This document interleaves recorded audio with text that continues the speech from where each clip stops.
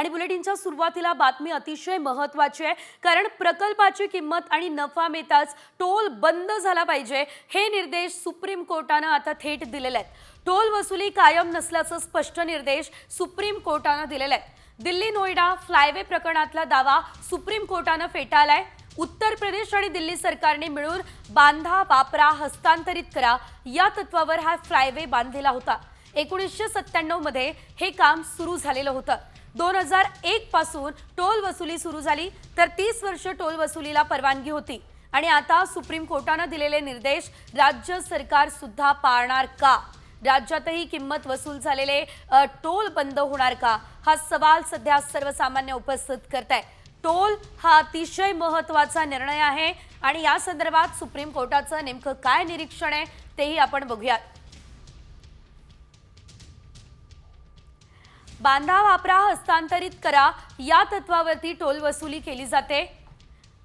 BOT तत्वानुसार बांधलेल्या रस्त्यावर कायमस्वरूपी टोल वसुली नाही आहे। प्रकल्पाची किंमत आणि नफा मिळताच टोल बंद व्हायला पाहिजे असा निर्णय आहे। कुणालाही सार्वजनिक अशा मालमत्तेतून मोठी कमाई करण्याची परवानगी नाही असं निरीक्षण सुप्रीम कोर्टाने नोंदवलंय। नफा वसूल होऊनही टोल सुरू राहिल्यास जबाबदार अधिकाऱ्यांची चौकशी करावी लागणार आहे।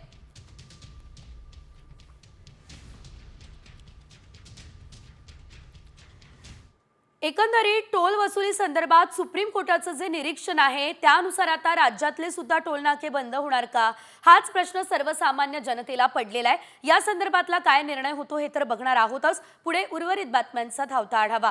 मालवणीमध्ये कॉल सेंटरच्या कर्मचाऱ्याचं अपहरण करण्यात आलं। 6 लाखांहून अधिक रुपयांची खंडणी घेऊन आरोपीने पीडित तरुणाचा न्यूड व्हिडिओ बनवून सोशल मीडियावर टाकण्याची धमकी दिली। या प्रकरणी मुंबई पोलीस हे अधिकाऱ्यांच्या नातेवाईकासह दोघांनाही अटक करण्यात आलेली आहे।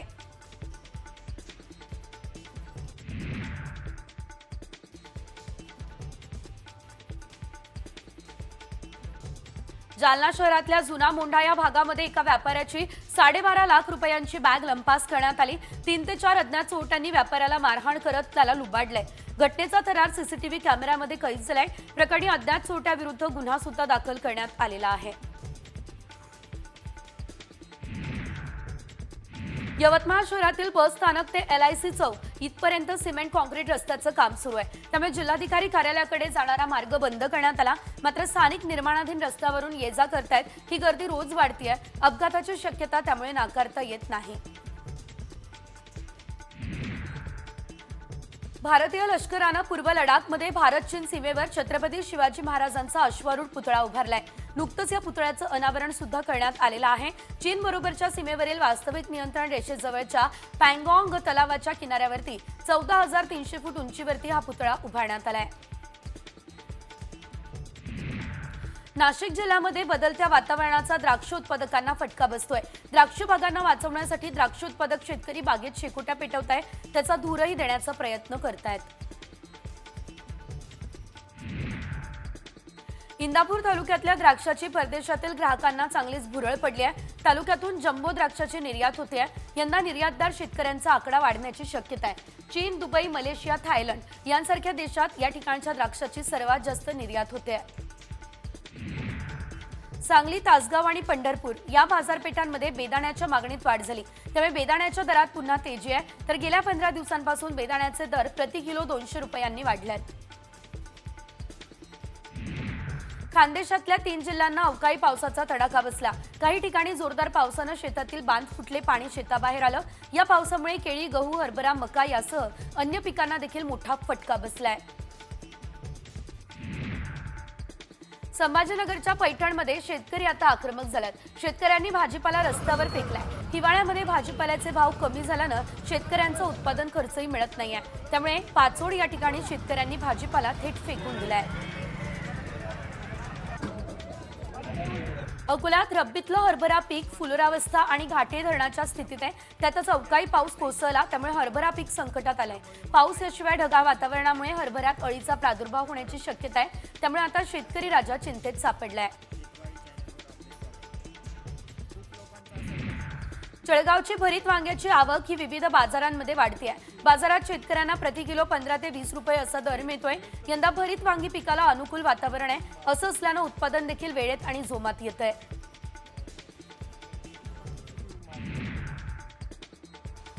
सोलापूर जिल्ह्यात खरीपात मोठ्या प्रमाणात तूर उत्पादन घेतलं जातं। गेल्या वर्षीच्या तुलनेत यंदा तुरीच्या क्षेत्रात वाढ झाली आहे। यंदा जवळपास 1 लाख हेक्टरवर तूर क्षेत्र पोहोचलं।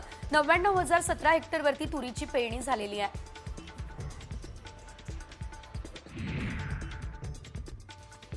धाराशिव जिल्ह्यात डिसेंबर अखेर रब्बीची पेरणी पूर्ण झाली। 4 लाखांपेक्षा जास्त हेक्टरवर तुरीची पेरणी झाली आहे। दुसरीकडे ज्वारीवर लष्करी अळी तर हरभऱ्यावरती कीड रोग हा प्रादुर्भाव झालाय, त्यामुळे शेतकरी आता चिंताग्रस्त झालेला आहे।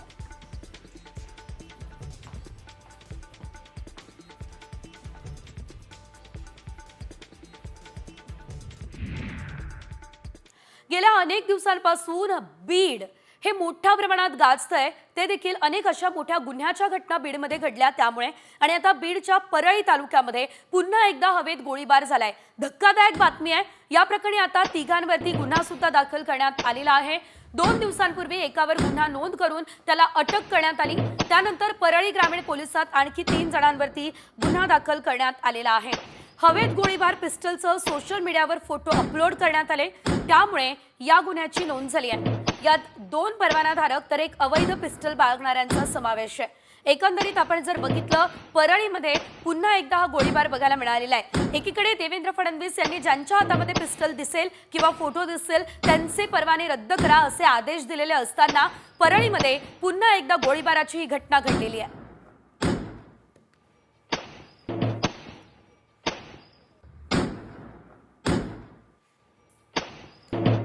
कायद्याचा धाक खरं तर राहिलेला नाहीये का असा प्रश्न उपस्थित करणारी ही घटना सध्या बघावी लागेल। परळीमध्ये हा गोळीबार झालेला आपण बघतोय, बीड मधली ही संपूर्ण घटना।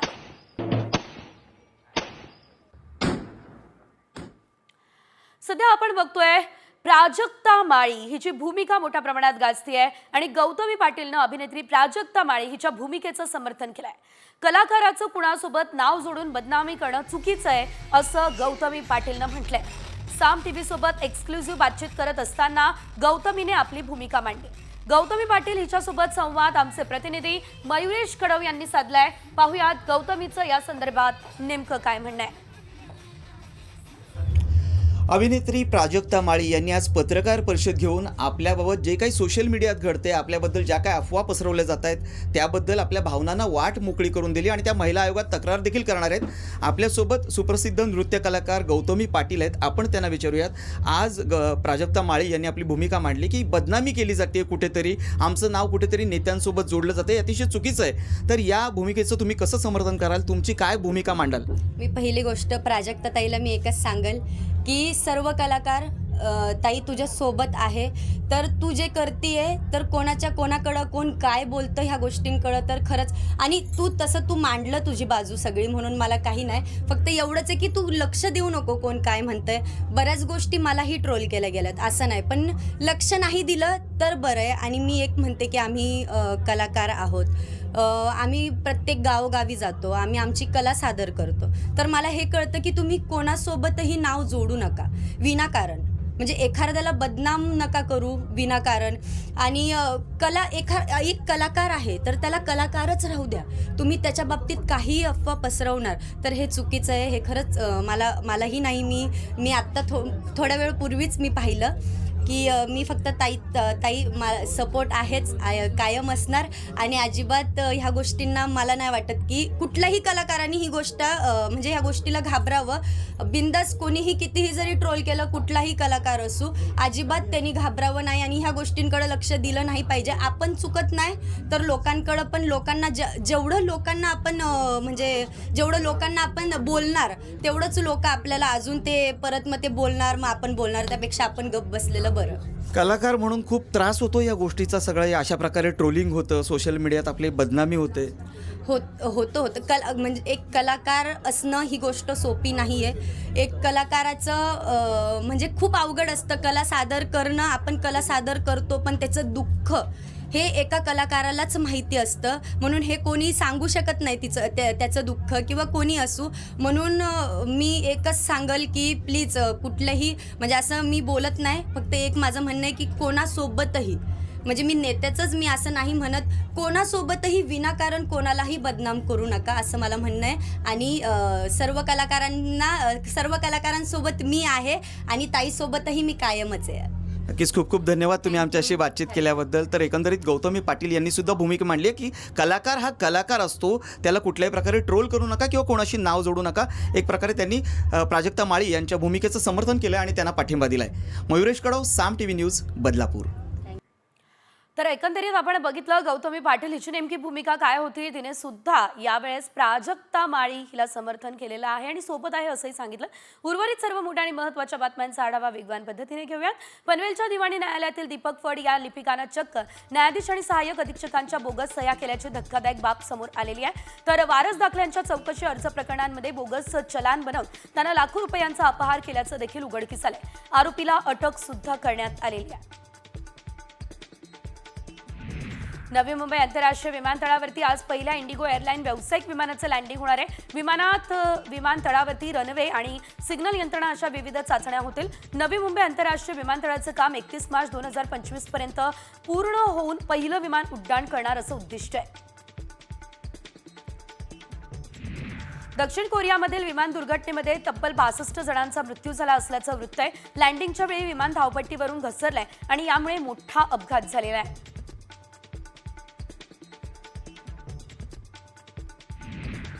जसप्रीत बुमराहने ऑस्ट्रेलियाच्या ट्रॅव्हिस हेडला बाद केलाय. टेस्टमधील 200वी विकेट काढल्या. टेस्टमध्ये 200 पेक्षा जास्त विकेट्स घेणाऱ्या बुमराहची सरासरी हे माल्कम मार्शल, जोएल गार्नर आणि कर्टली अँब्रॉज या दिग्गज वेगवान गोलंदाजांपेक्षाही उजवी आहे. 2024 हे वर्ष सरत आलेलं आहे. विकेंडच्या निमित्तानं अलिबागचे समुद्रकिनारे पर्यटकांनी फुललेत. याशिवाय नागाव आणि अलिबाग बीचवरती पर्यटकांनी मोठी गर्दी केल्या. पर्यटकांमध्ये मोठ्या प्रमाणात मुंबई आणि पुणेकरांचा समावेश दिसतोय. नवीन वर्षाच्या स्वागतासाठी अनेक पर्यटक कोकणात दाखल होत आहे. गणपतीपुळे समुद्रकिनारी असणाऱ्या बोटिंगचा आनंद पर्यटक लुटताना दिसत आहे.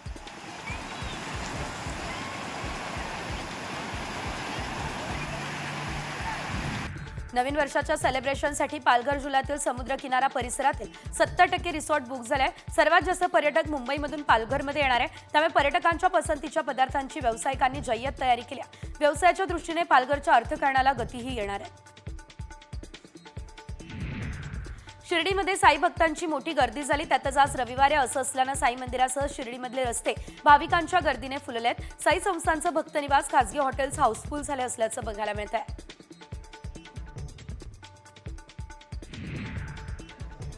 वर्षाच्या शेवटच्या आठवड्यामध्ये शेगावमध्ये भाविकांची मोठी मांदियाळी दिसली आहे. संत गजानन महाराज यांच्या दर्शनासाठी भाविकांनी साकडं घातलंय. वर्ष अखेर असल्यानं सुट्ट्या घेऊन भाविक देवदर्शन करण्यासाठी पोहोचले.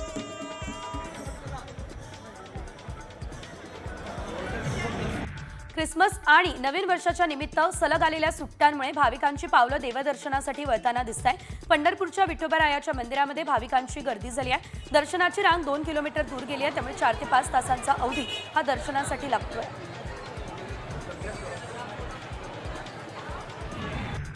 दुसरीकडे करवीर निवासिनी अंबाबाईच्या मंदिरात भाविकांनी मोठी गर्दी केली आहे. भाविकांची गर्दी वाढल्यानं दर्शनासाठी मोठा अवधी या ठिकाणी लागतोय.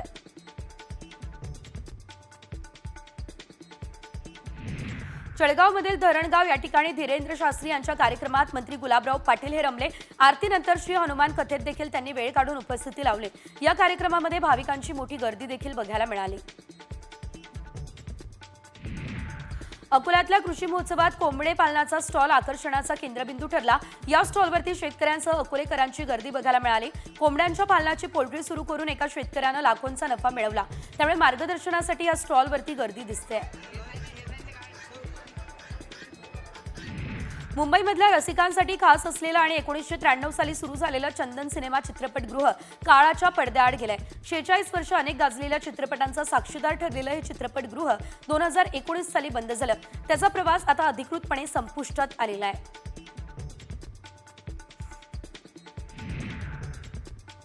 महाराष्ट्रातील चित्रपट संस्कृतीचा 21वा थर्ड आय आशियाई चित्रपट महोत्सव 10 ते 16 जानेवारी 2025ला मुंबई ठाणे या ठिकाणी आयोजित केला जाईल। महोत्सवामध्ये निवडलेले 61 चित्रपट मूव्ही मॅक्स, अंधेरी, सायन आणि ठाणे या ठिकाणी दाखवले जाणार आहे। शिमल्यात प्रचंड बर्फवृष्टी होतीये, त्यामुळे शहरावरती बर्फाची चादर पसरली। स्थानिक प्रशासनाने पर्यटकांना सावधानतेचा इशारा सुद्धा दिलाय।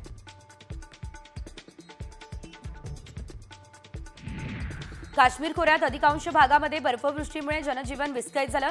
हिमवृष्टीमुळे विमान आणि रेल्वे सेवा सुद्धा शनिवारी ठप्प झाली। बर्फवृष्टी प्रचंड असल्यानं जम्मू आणि श्रीनगर महामार्ग सुद्धा बंद झाला। श्रीनगर या ठिकाणी जोरदार बर्फवृष्टी होतीये, त्यामुळे विमानतळावर बर्फाची चादर पसरली। विमानं देखील बर्फाच्या चादरीमध्ये लपून गेल्यात। बॉर्डर रोड्स ऑर्गनायझेशनकडून बर्फ हटवण्याचं काम युद्धपातळीवर सुरू आहे।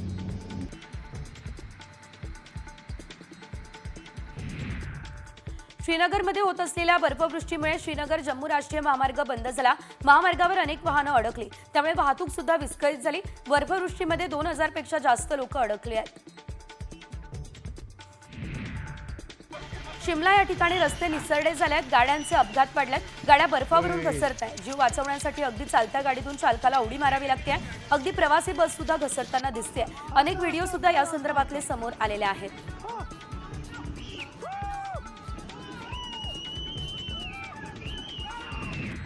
भारत नेपाळ सीमेवर हाडं गोठवणाऱ्या थंडीत जवान मात्र देशाच्या सीमेवर पाय रोवून उभे आहेत। उत्तराखंडमध्ये भारत नेपाळ सीमेवर सशस्त्र सीमा बलाचे जवान देशाचं संरक्षण करतायत। हातात शस्त्र घेऊन ते बर्फातून गस्त घालतायत आणि या बर्फाची खोली सैनिकांच्या गुडघ्यापर्यंत आहे। पुण्यासह मुंबईमध्ये सीएनजीचे दर वाढले। पुण्यात सीएनजीचे दर 1 रुपया 10 पैशांनी वाढले। मुंबईमध्ये 1 रुपयानं दरवाढ झाली। अवघ्या 2 महिन्यांमध्ये तिसऱ्यांदा महानगर गॅस लिमिटेडकडून दरवाढ करण्यात आली।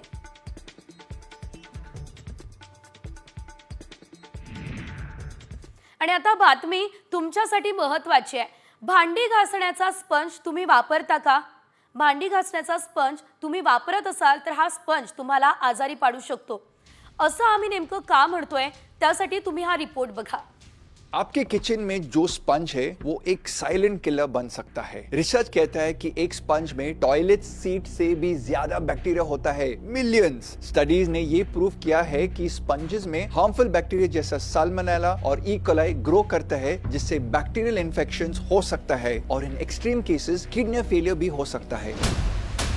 तुम्ही भांडी घासण्यासाठी स्पंज वापरत असाल तर सावधान, कारण भांडी घासण्याचा स्पंज हा टॉयलेट सीट पेक्षाही घाण असल्याचा दावा करण्यात आलाय। फक्त दावाच नव्हे तर हे लॅब मधल्या चाचणीतही सिद्ध झाल्याचं व्हायरल व्हिडिओत म्हटलंय। त्यामुळे याची सत्यता जाणून घेणं गरजेचं आहे। सोशल मीडियावर हा व्हिडिओ आणि मेसेज व्हायरल होतोय, त्यामुळे गृहिणींच्या मनात भीती निर्माण झाली आहे। आपके किचन में जो स्पंज है वो एक साइलेंट किलर बन सकता है। रिसर्च कहता है कि एक स्पंज में टॉयलेट सीट से भी ज्यादा बैक्टीरिया होता है, मिलियंस। भांडी घासण्याचा स्पंज टॉयलेट सीट पेक्षा घाण।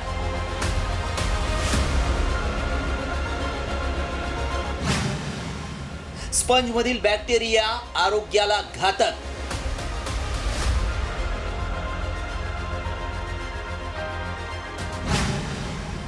वायरल वीडियो मागचं सत्य काय? स्टडीज ने ये प्रूव किया है कि स्पंजेस में हार्मफुल बैक्टीरिया जैसा साल्मोनेला और ई कोलाई ग्रो करता है, जिससे बैक्टीरियल इन्फेक्शंस हो सकता है। हा व्हिडिओ पाहून महिलांना नक्कीच प्रश्न पडला असेल की खरंच आपण भांडी घासत असलेला स्पंज इतका घाण असू शकतो का? कारण स्पंजमुळे भांड्यावरील बॅक्टेरिया पोटात जाऊन आपल्या आरोग्यावर गंभीर परिणाम होतात असा दावा करण्यात आलाय। हा दावा अत्यंत महत्त्वाचा आहे, त्यामुळे आमच्या व्हायरल सत्य टीमनं या दाव्याची पडताळणी सुरू केली। याबाबत एक्सपर्ट माहिती देऊ शकतात। त्यांना मेसेज दाखवला आणि हे कितपत खरं आहे हे जाणून घेतलं। भांडी धुवायसाठी आपण ब्रशेस किंवा स्पंज हे 2 गोष्टी यूज करतो, आपण वापरतो। तर ही गोष्ट खरी आहे की या दोन्ही गोष्टींमध्ये बॅक्टेरिया, टॉयलेट सीटवर जेवढे बॅक्टेरिया असतात त्याच्यापेक्षा जास्त बॅक्टेरिया यांच्यावर असतात। याचं कारण काय? कारण स्पंजेस आणि ब्रशेस नीट धुतल्या नाही जात आणि कम्प्लिटली सुकवल्या नाही जात। त्याच्यामुळे ओलावा असल्यामुळे बॅक्टेरिया लवकर ग्रो होतात। त्यामुळे आमच्या पडताळणीत काय सत्य समोर आलं पाहूया। भांड्याच्या स्पंजमध्ये टॉयलेट सीटपेक्षा जास्त बॅक्टेरिया असतात। स्पंज ओला असल्यामुळे जास्त बॅक्टेरिया निर्माण होतात। क्लोरीन किंवा उकळत्या पाण्यात स्पंज धुवून सुकवावा। टायफॉइड, जुलाब, पोटाचे गंभीर आजार होऊ शकतात। डायरिया झाल्यास किडनीवर परिणाम होऊ शकतो। भांडी घासण्याचा स्पंज जास्त दिवस वापरू नये। भांडी घासलेला स्पंज काही महिला भिजलेलाच ठेवतात, त्यामुळे लाखो बॅक्टेरिया स्पंजमध्ये जमतात आणि भांडी घासताना बॅक्टेरिया पुन्हा भांड्यातून आपल्या शरीरात जातात। याचे गंभीर परिणाम आरोग्यावर होत असल्यानं स्पंज वापरताना खबरदारी घ्या।